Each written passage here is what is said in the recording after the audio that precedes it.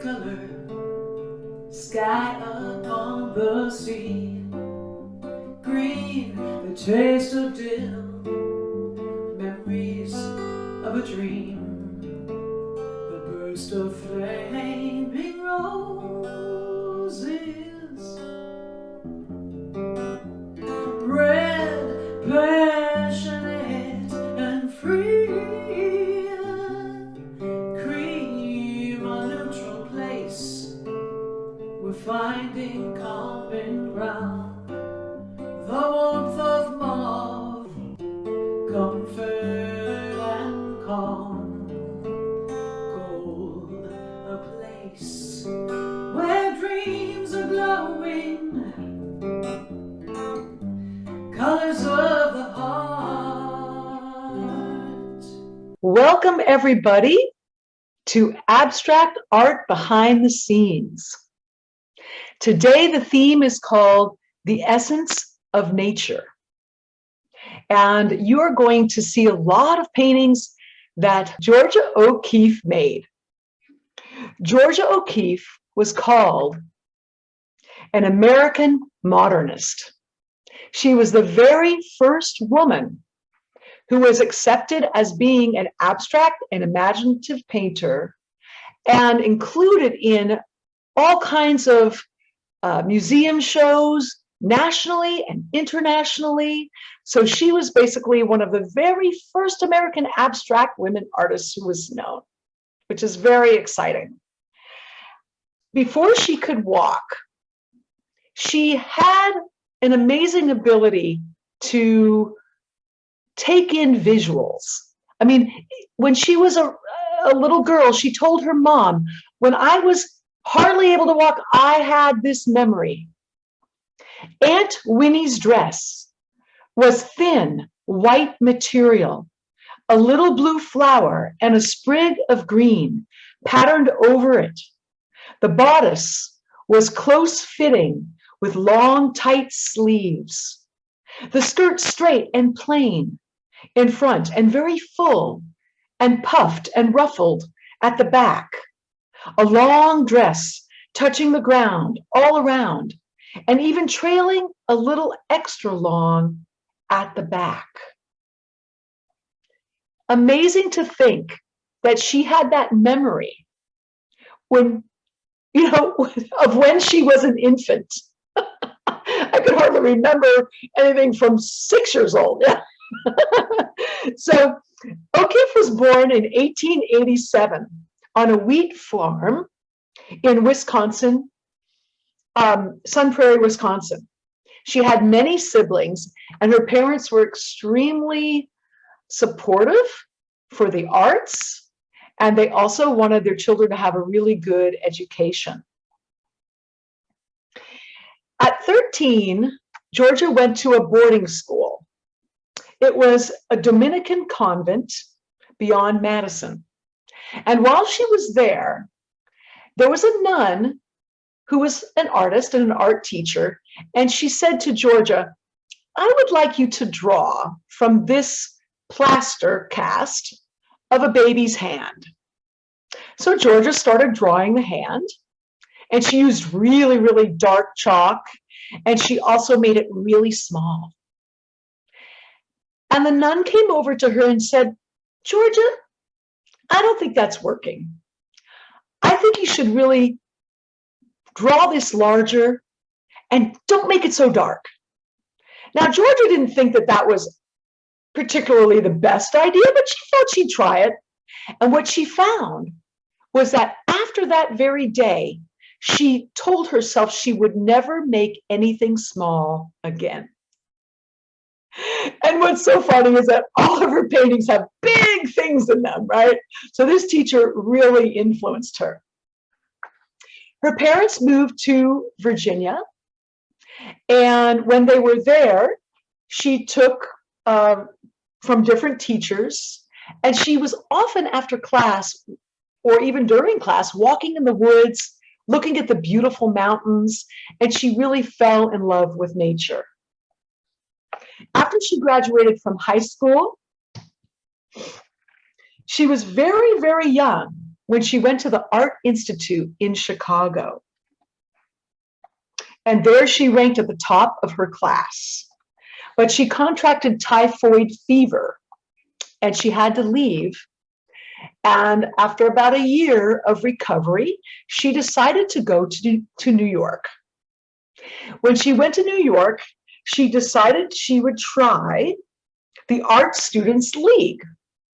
Now, this is a very famous school in New York. She studied with William Merritt Chase and Arthur Wesley Dow.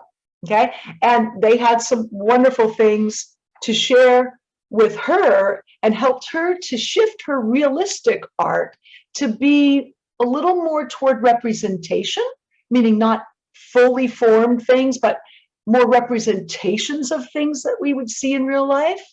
And also some of that abstract quality started to come into her work because of these artists. And I'm going to show you some of them now. This is William Merritt Chase's work. It's called The Mirror. It's an oil, and it was made in 1900.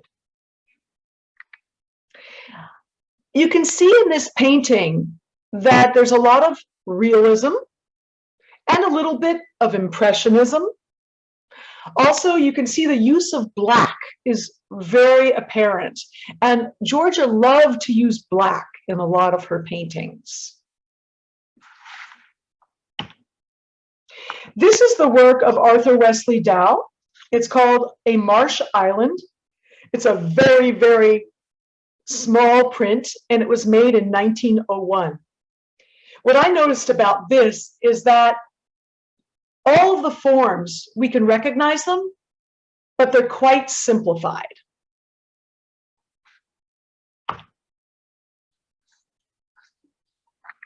When she was going to the Art Students League in New York, she was convinced by the students there to go see Gallery 291 on Fifth Avenue. This was the gallery of Alfred Stieglitz. And this is a photo of him. He was a very well-known photographer. He elevated the art of photography, and he introduced the avant-garde work of modern European and American artists. And he is the one who took this photo of Georgia. In fact, I really don't know exactly how many photos he took of her, but ultimately, even though he was 23 years older than she, he took hundreds, if not thousands, of photos of her, and nude as well. Georgia was learning a lot at the school in New York, but she realized that she'd been taught to work like others, and she kept having this need to look at nature and then go into her memory of it. Instead of painting right on the scene, she wanted to go to be by herself and conjure up imaginative ideas from what she had seen before. She didn't need a camera. She just wanted to go deep inside. And she said, I have things in my head that are not like what anyone has taught me. Shapes and ideas so near to me, so natural to my way of being and thinking, that it hasn't occurred to me to put them down. So she decided to start anew. I want to strip away what I've been taught to accept as true, my own thinking. This is a painting that she made in 1919. She had gone to a class in New York at the Columbia University, and there she met Bement, who was one of the teachers. She happened to walk into his class and noticed that he had music on. And he said to everybody, okay, I want you to paint your feelings while listening to this music.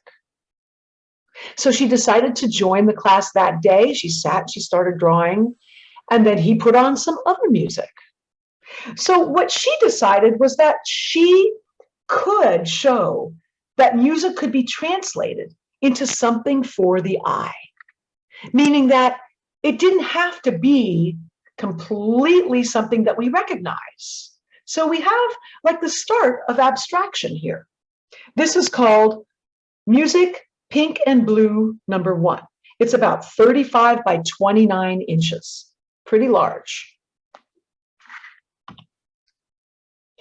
Around that time, she was also experimenting with still life. And this still life here is very much making me think about that idea of large, right? Like she's filling up this entire sheet with apples. This is called Apple Family 2. It was made in 1920 and it's 16 by 13. But Paul Cézanne also has an influence on her because Paul Cézanne, who was born in the 1850s, he was one of the artists who decided to change the way we look at art that's on a canvas. Meaning instead of looking back and seeing things go way back into space to show that kind of perspective, he wanted us to see the perspective so that the apple got bigger as we looked at rows of apples, and the last row would be larger, not smaller. So Georgia, you can see, was influenced here by Paul Cézanne. And this is very funny. I had no idea that avocados had another name.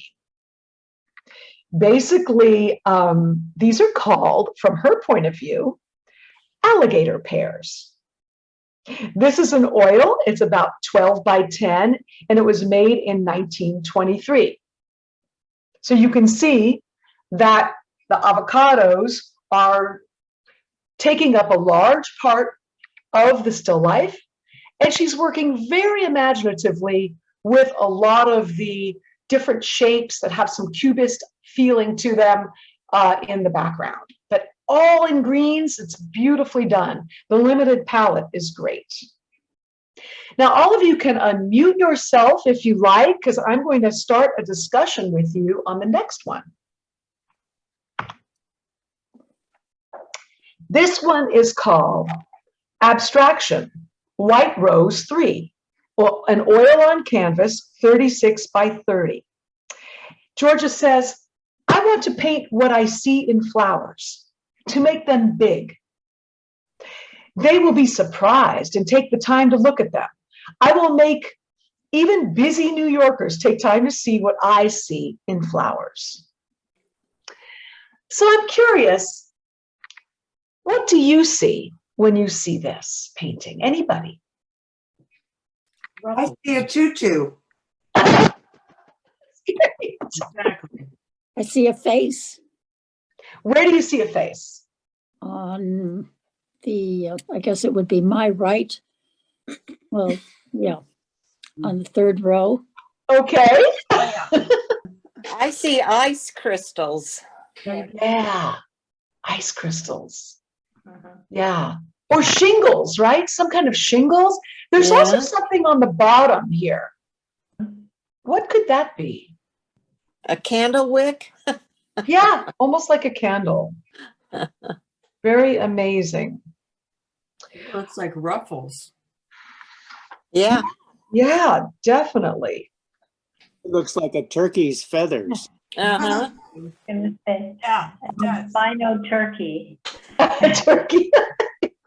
Oh, yeah. No, I thought of that too. turkey. Let's go to the next one here. Okay.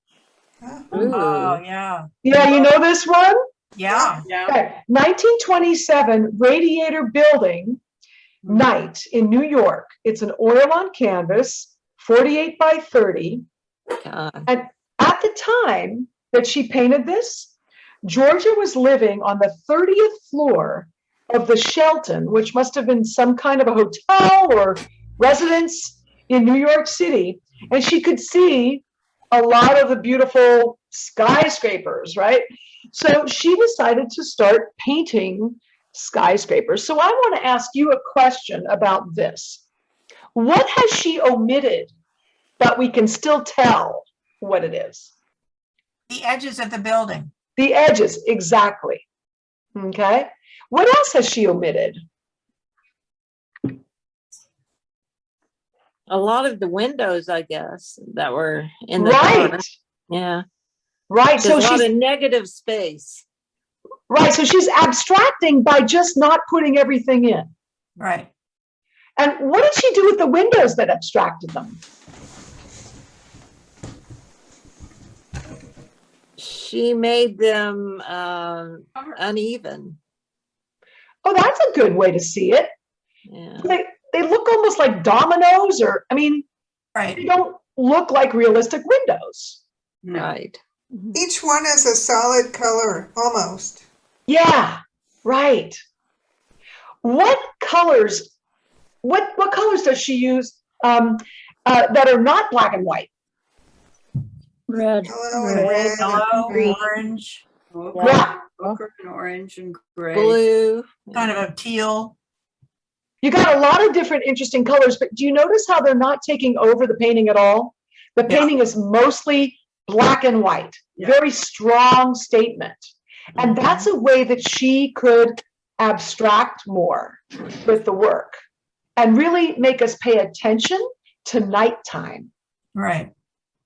And also, she was very attracted to Japanese art at the time, that she was learning a lot from those artists. So they had a really good way of working with black and white. And I'm going to show you another one, which I thought was another beautiful rendition of Oh, skyscapers. Whew. yeah, I love that. Isn't that beautiful? This Yeah. is 1926, City Night. It's an oil, 48 by 30. Wow.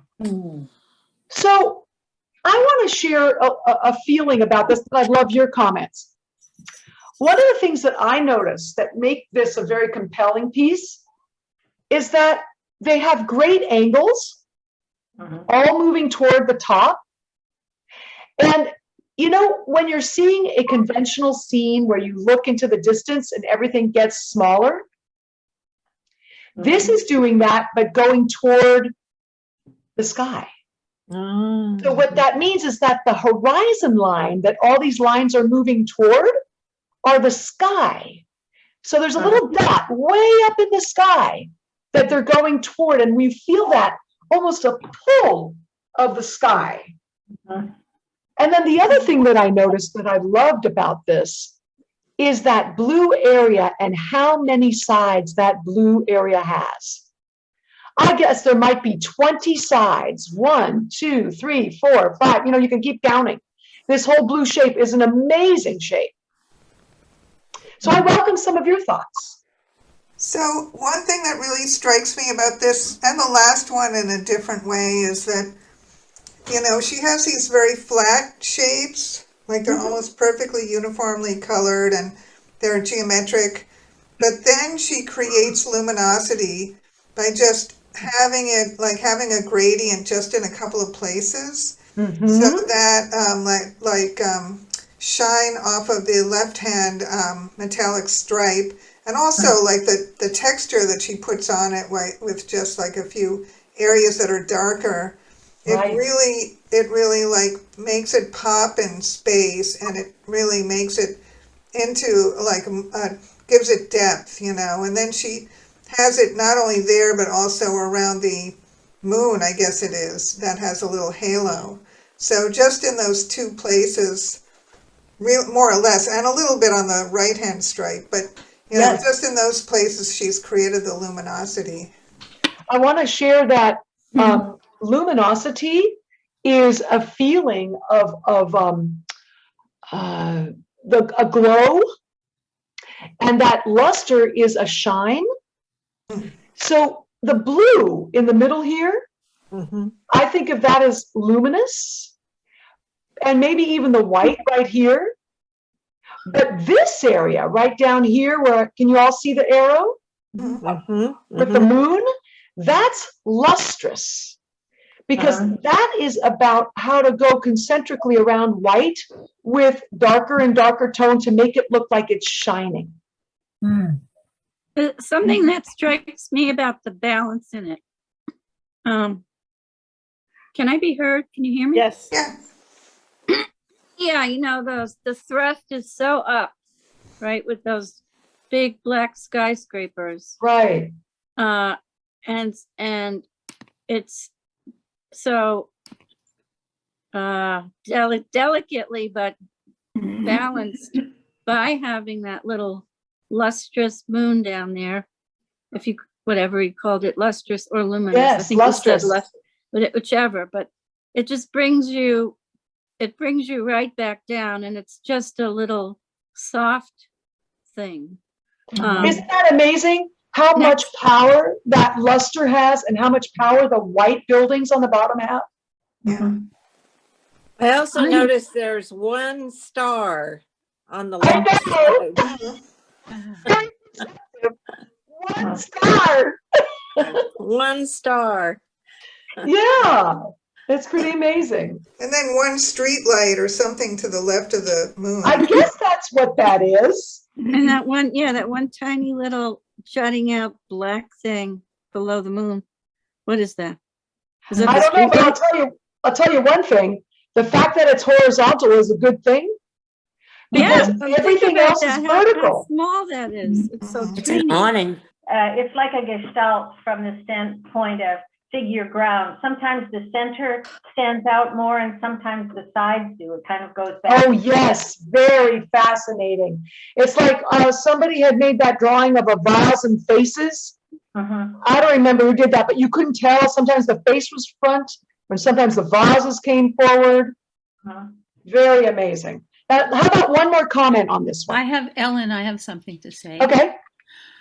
It really evokes being in the city where the buildings almost completely block out the sky. Mhm. You can see just little slivers of sky. So it just feels city. Totally. Yep. I agree. Well, thank you, everyone. I'm going to move down to the next one here. Now, this one is called Black Abstraction. Oh, yeah. Oil on canvas, 25 by 21. Now, I did not catch why Georgia was in the hospital, but before she painted this, she was in a dark room that had some light in it, like a little prick of light somewhere in the room, and she had her arm over her brow, and she was barely conscious, but she remembered this image, and then when she got out of the hospital, she painted this. And it's 25 by 21 inches. So let's talk a little bit about what do you think this might be? Julie, Yeah. at what point in her career did she do this? Because she was hospitalized in later life with mental illness. So I don't know whether this is a late, This was 1927. okay. I didn't know she had mental illness. Oh, That's yeah. interesting. When she had retired to New Mexico, she was hospitalized with mental illness. Oh, so sorry to hear that. So anyway, this to me, I mean, does anybody want to give a crack at? To me, it has a mystical quality. I see a little speck of light, like maybe a moon with a halo, like a very large halo, but that's kind of distant from the speck. And then there's a bigger circle, and there's definitely an arm there. So she's, there. I can understand, the story you told that she was looking at her arm. And she remembered what it looked something about that, and she painted it. It almost could be a shape of a torso and a leg too. Like from the side. I don't know. Interesting. I see an iris, an eye behind, looking forward at whatever body shape it is. Yeah. I see that too, yes. Yeah, I can see that. Yeah, I'm thinking that large round circle, not only an eye, but I'm wondering if she had been asleep or what. Maybe she wasn't like having surgery, but I thought, for some reason, I thought of people talking about near-death experiences when they sense they're approaching a tunnel or something. Oh. You know, She did have She did have macular degeneration when she was older. Oh. Oh, Sarah. so This kind of reminds me of when I was a kid. I used to like play games with my eyes where I would like close one eye and then close the other eye and Yeah. see how like the relations of things shifted. And I would also like almost unconsciously, I probably still do it, but I would like line things up, you know, so that like, I don't know, like if I see like a diagonal line, I'll try to like line it up with something on the floor and everything. And it's like that this thing with this little dot here, it looks like she was sort of doing that, just like lining it up so it was just right in the crook of her arm, you know, like she was Yeah. kind of playing games with what she saw. It's just wonderful that she let herself go, and I also take this almost like a landscape too. That these are mountains. I mean, you Could could be. really look at it in all kinds of ways. There's a lot of dimensionality in it and also a lot of transparency. That gray goes over the black, but you can see the black through it. So it's just very interesting that way, that it feels like the black is behind and the gray is in front. Yeah, she's very good. Like here, yeah. how you have that volume, Her and then you left get to see through. hand. Love that. I'm going to go to the next one now. This one is called the Lawrence tree. Oh. And it is in honor of D.H. Lawrence. So what happened in 1929? It's an interesting little story. Georgia and Stieglitz were together as a couple in New York. He divorced his wife and married Georgia. really? Mm-hmm. And so they were together, but Georgia was somebody who needed to spread her wings. And when she was very young, she went to New Mexico. And the reason why she went was probably with family. But the thing about the West for her, she was very excited to know more about the West Coast and Southwest, because her mother would read stories to her and one of her brothers. And she would learn about the Wild West and the big land out there. And she just had this amazing interest to go to New Mexico again. So she decided that she would go to New Mexico every summer and live there, starting in 1929, to the chagrin of Stieglitz. Okay. So what happened is he started feeling her leaving him, even though she was still with him, but she needed to spread out. She wanted to paint in the West. And he ended up having an affair. And the two of them struggled with their relationship for quite a while, but they're always still close. But things started changing because Georgia needed her space to paint. And one of the places she went was near Taos, New Mexico. And she basically spent many mornings on this kind of dilapidated bench right at this ranch that was D.H. Lawrence's ranch at one time, because Lawrence had passed, and about 5 years after that, she went to the ranch for the first time and she painted this tree.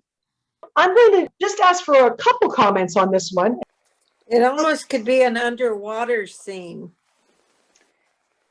That's interesting. Very flowing, isn't it? Yes. Mm-hmm. One thing that strikes me is like that little area of lighter green that's just above where the trunk goes into the leaves. It really sort of helps. Like if that wasn't there, if that was black, it would just like stop the energy of that trunk going up. But it's sort of like it allows the leaves to receive it, and it kind of like connects them and continues that upward motion. I like that. And also it's a tree thing, right, Sarah? It's green, right? Yeah. It gives us that tree, the feeling of the tree, Yeah. having a little bit of that color. Yep. It's awesome. I want to ask you a question about the perspective in this. How is this like the perspective on that building that we saw? And I was thinking the same thing. It reminds me so much of the skyscraper, example with the blue sky and the moon, and it's that same kind of uplifting, perspective. Kind of charges you into, the upper reaches of the work in your imagination. You know what I mean? Right. The tree is reaching for the sky, just like the skyscrapers were. Right. And there's something similar with the sky in that the negative spaces of the sky are really sort of extremely interesting spaces in their own right, like the spaces in the space that created the sky in the one with the buildings.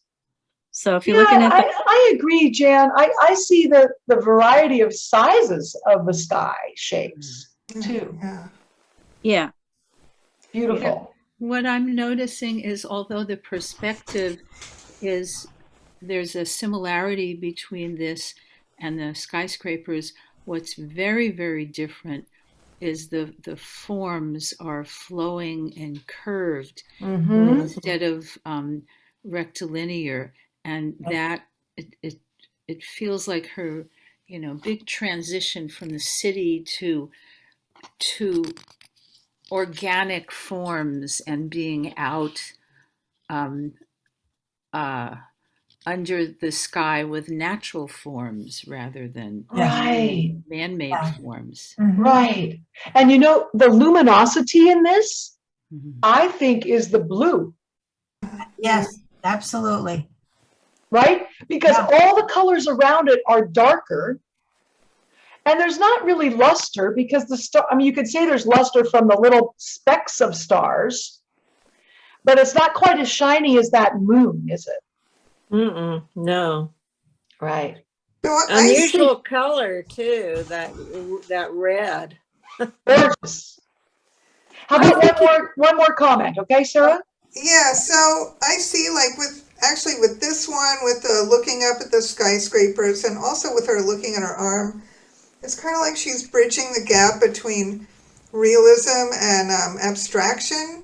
Because she's saying, like so much of realism is where you're looking like parallel to the ground, sort of, you're just looking the way you normally look, just straight ahead. And in a way, it's like she's saying, if you look up, you can turn our ordinary world into a kind of abstract world. I like that. I do. But I also see that what she does is she exaggerates and she stretches things. She stretches them, she enlarges them and stretches them out and makes them even more graceful than they may be in real life. I mean, she does things to it, Okay, thank you, everybody. I'm going to go to the next here. Oh, yeah. This is called Jack in the Pulpit 4. It was made in 1930. It's an oil on canvas, 40 by 30. In her second year of high school, an art teacher who Georgia didn't really like that much, she said, I want you to look at this Jack in the Pulpit flower, every single detail of it. So it influenced Georgia to look at the inside of things and blow them up and get curious about things that most people don't look at closely. And she wanted people to be exposed to this. So this one is Jack in the Pulpit 4, and this next one is Jack in the Pulpit 5, and I'm going to have us discuss both of them. Just because I think it's interesting to see how abstracted this one gets compared to this one. And my question to you is, between the two of them, what is she doing to get more abstract? More shapes. Shapes. And flatter. I think that asymmetry. also there's sort of, it seems like the shapes are flatter. There's less shading. More flat on this one? Yeah, I think so. Yeah, this one seems to have more depth. Okay. Three-dimensionality, more. Took out the stamen. So it's harder to focus on. So what is this all about? Because of a stamen? Yeah, well, it looks more like a flower in number 4. Exactly. 5 is sort of like petals or leaves, or you're not sure. I'm not sure what's going on. Right, so if you are super close to that flower and you let's say the flower is huge, we're in a fantasy world and we're walking around, these things are huge and we only see part of it. That's what she's doing. She's enlarging so we don't notice. Maybe she's even added,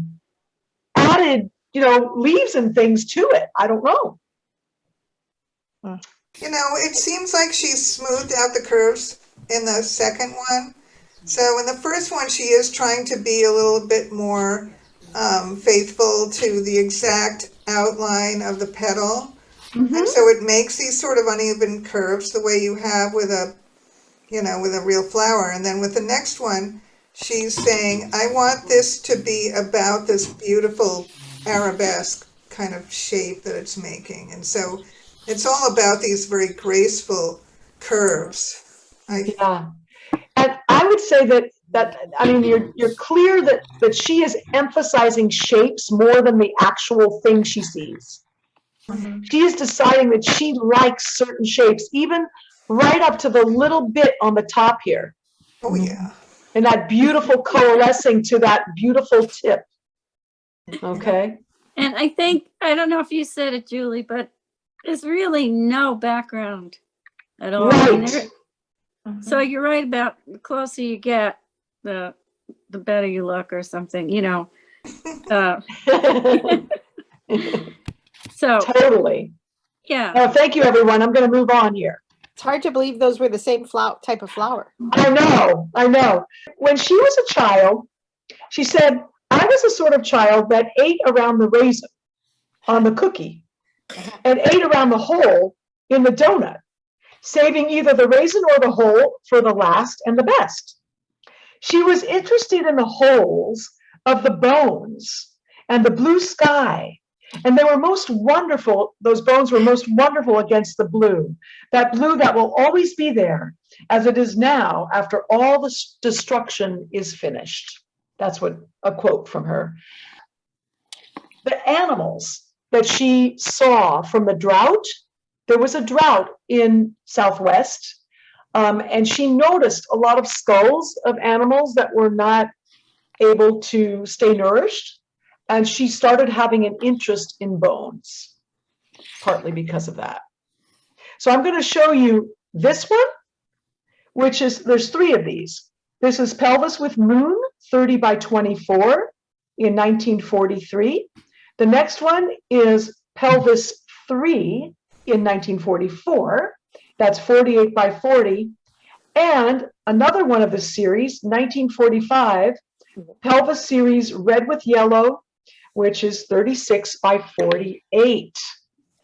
So I thought I would show you all of these to see, again, this transition that she's making. Is this watercolor, Julie? All of these are oil. Oh, okay, thanks. She's done watercolors, but I'm mostly showing her oils today. So if you'd like to talk about any one of these or the relationship between all 3, I'm open to that. I think part of it is like when you're taking photographs, you take a photograph maybe of the whole scene, and then you find a part and you maybe stand in the same place, but you get much closer. Right. And then you get much closer, right. Which is what the 3 do. But then she also leaves the color behind in terms of moving from where she is to the intrigue of the shape. Mm-hmm. The shape is more important than the actual color being perfect. Right. And the first one is... Especially in the last one, right? Right. Whereas this first one even has the wonderful mountain in Abiquiu. Right. In the bottom. So it's much more realistic. It even puts it in a place. Yes, it does. Look at that. So where are we? We could be anywhere here in this one. And we could be, of course, a whole other kind of place in this one. And if we didn't know that it was Georgia O'Keeffe, we may not think it's bones even. Right. Right. You know, it's making me think of the one you showed us earlier, music, pink and blue. Yes. There was a looking through. Right. And that kind of, what's it called? Optical illusion, where are we looking at the yellow? Are we looking at the red? What's in the foreground? What's in the, so there's a real play there with us. I love that. Exactly. I know. Yeah, you're right. She's very good at that play of things coming forward and moving back. And she's at that edge, right? Very interesting. Yeah, it's kind of interesting that that yellow it's only in that giant egg shape and not really anywhere else, you know. And she keeps it back in space by having some pretty realistic modeling on the bone part in the upper left-hand corner, you know, so it sort of balances it between this completely different color of yellow and then what's in the foreground. That's a great observation. And you know that this yellow is the brightest color on the color wheel, but red-orange is the hottest color. So the difference is that the yellow being the brightest, if you're looking at it really closely, it's going to gain a lot of attention. But because red is the hottest, it's like wanting to go in front of that yellow. Like, no, me, I want to be in front, right? So they're fighting for the brightest or the hottest. Julie? Yeah, one more comment, please. Just an observation. Yeah. She never had children. The second of these three images you showed us, I could interpret as a pregnant woman. Oh my. Actually, an empty womb too. Oh. Do you know I have a little backstory on that? Yep. She wanted to have a child with Stieglitz and he didn't. Right. Thank you so much for that. I'm going to move on to the next here. This is called Black Place. It's about 150 miles from Ghost Ranch, near where she had bought her home in Abiquiu. And this is known for having lots of fossils. And to me, it just has such strong, beautiful contrast of dark and light. By the way, you know, the mountains, they've got such a round, voluptuous quality to them, and beautiful darks and lights. And this is a painting that she painted that is called Black Place 3. I noticed that she used black a lot.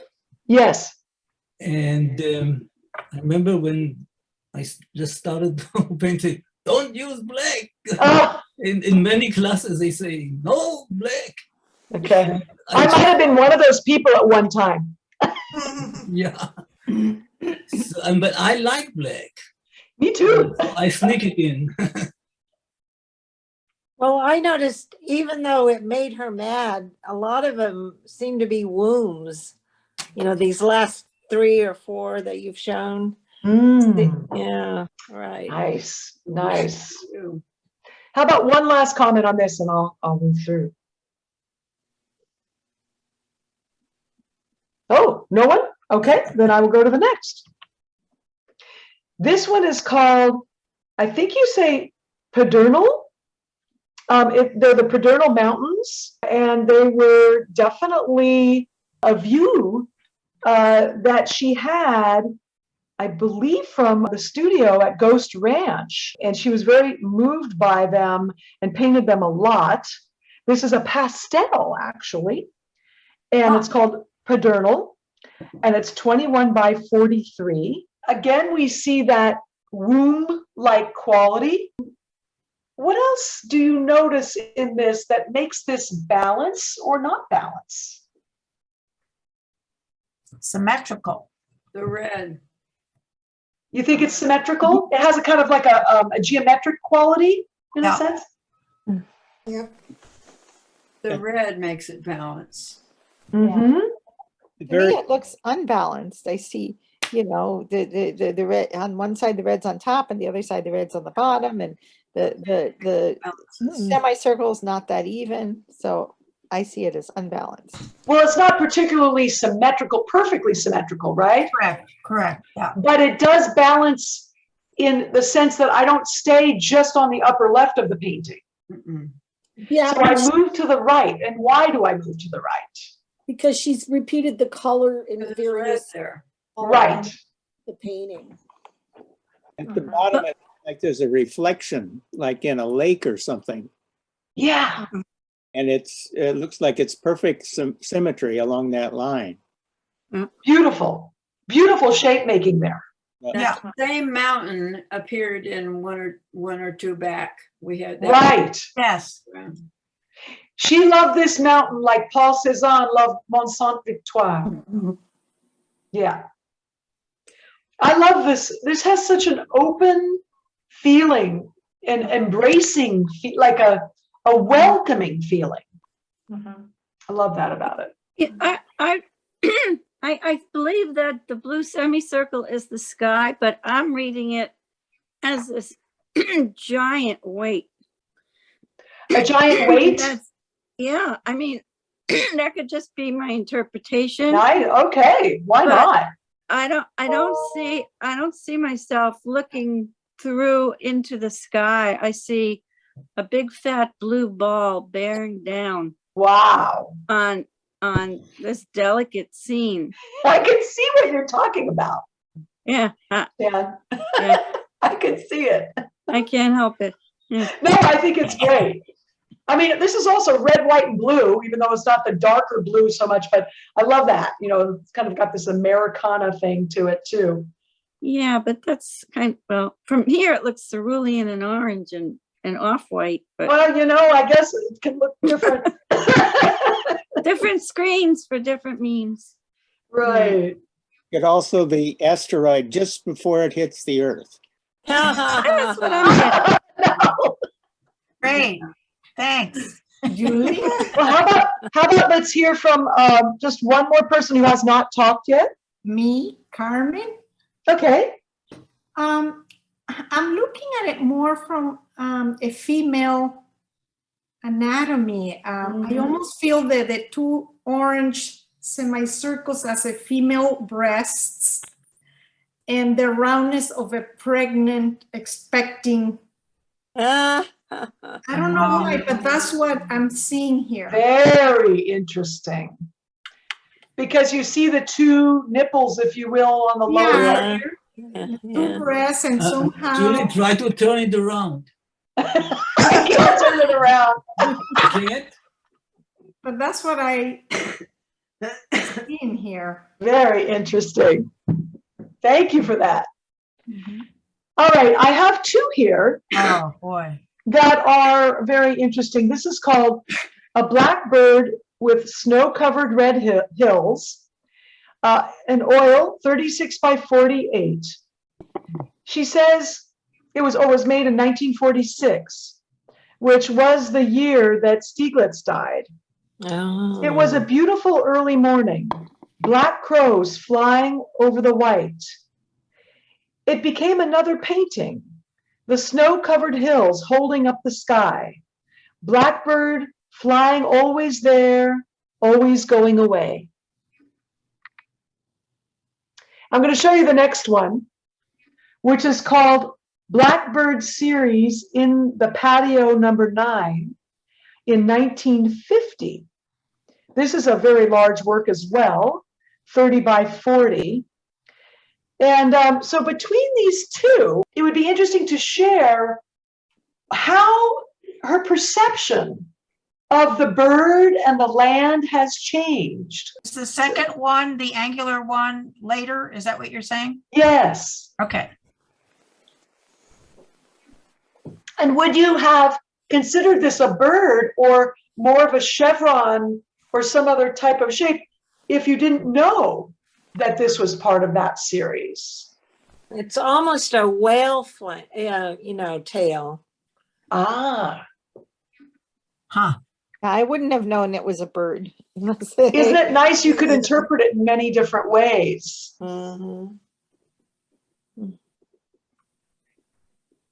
Any other thoughts about the two of them?